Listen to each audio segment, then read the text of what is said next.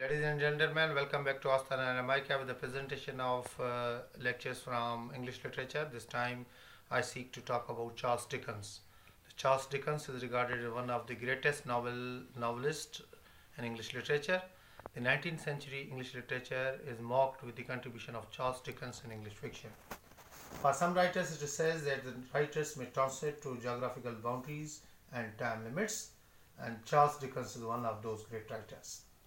Charles Dickens was born on February 7, 1812, and he earned such a great respect and honor in his lifetime that no any other English writer could achieve. Uh, Charles Dickens had a very difficult days when he was a boy. His father used to work in a factory as a cleric but was soon trapped in debt, for which he had to take Charles Dickens out of school, and Dickens was sent to work in a factory. Dickens' era is the era of Industrial Revolution in England that created number of problems in England. But let me quote you that Dickens from his early ages was fond of reading. When he was only a boy, a younger boy who used to attend school, he was fond of reading Shakespeare, and Shakespeare's characters, Shakespeare's dialogues were his ideals. His favorite work was Shakespeare's Henriette, and he used to visualize words like the kings and royals. Though he was forced to work in factories and face hard experiences of life, Dickens did not waste his energies in mourning about the hardships of life. Rather, he learnt it a lot, and the characters that he met during his work, he noticed them so meticulously and observed them so minutely that he made all the characters that he made in his life as the characters of his novels. So when we go through the works of Charles Dickens, the works like David Copperfield, Oliver Twist, Martin Martin Chuzzlewit, and his famous Pickwick Papers, you find all these characters portrayed in his fiction. And let me tell you that Dickens was not only a great storyteller of his time, but Dickens' fiction was full of realism. And Dickens was the social critic of his age. In his novels, we find number of social problems discussed. His novels are replete with the themes of child labor, with the themes of socio-political problems of England, because Dickens had experience of working in English Parliament too as a reporter.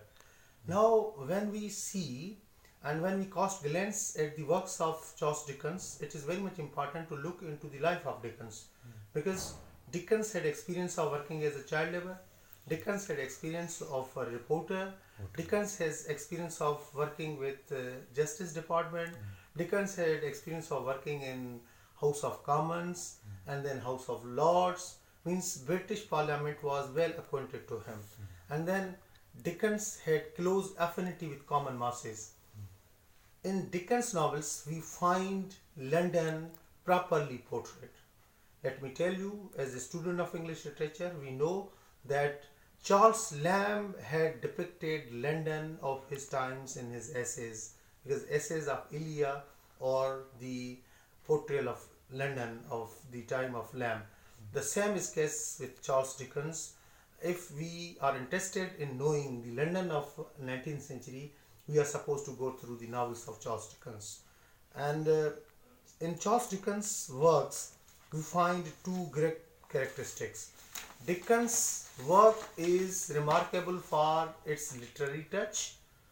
We find a number of literary devices used in Dickens' novels, and Dickens was master of writing. And the other thing that attracts common reader towards reading Dickens is Dickens' depiction of social realism of the age. In Dickens' novels, we find that we have a social critic who believed in reforms through writing. Dickens is considered as a reformist.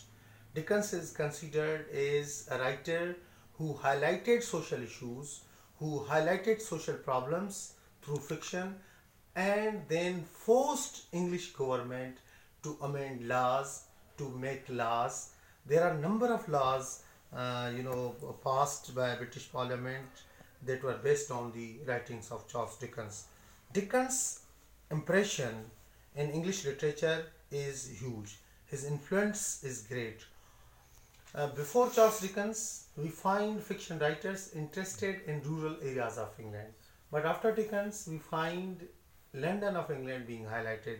And after Dickens, we find a new trend emerging in fiction that was based on social realism, that was based on investigating the social problems and then highlighting those social issues. And it was not only the highlighting of social issues, it was simply bringing before the masses the problems along with the solutions. And Dickens did it marvelously, uh, uh, in better style, marvelously, wonderful style, by highlighting characters, by highlighting, story, and then finding the solution of all these problems. Charles Dickens is one of those writers who was highly respected in his life. Though he had very troubled, childhood, he had to face severe problems. He had to face financial crisis. And let me tell you, Dickens writing himself that I was forced to work in a blacking factory to that much extent that my parents had never allowed me to enjoy university life. Means there are a number of stories related with Dickens. Whatever he used to earn, he used to separate them in smaller paper wrappers and used to write that these are my earnings for Monday, for my Tuesday, for my Wednesday, and then he used to help his parents sustain himself. Dickens' life is the life full of lessons. We may see that out of hardships, how a successful person may emerge out as a leading figure. And then it was his observation and it was his literary test. It was the result of his vast and prolific readings that helped him to turn out to be the greatest novels of English literature. Thank you very much. This is really the general introduction of Charles Dickens. With more videos for Charles Dickens, we will be continuing over this discussion. Thank you very much for watching this video.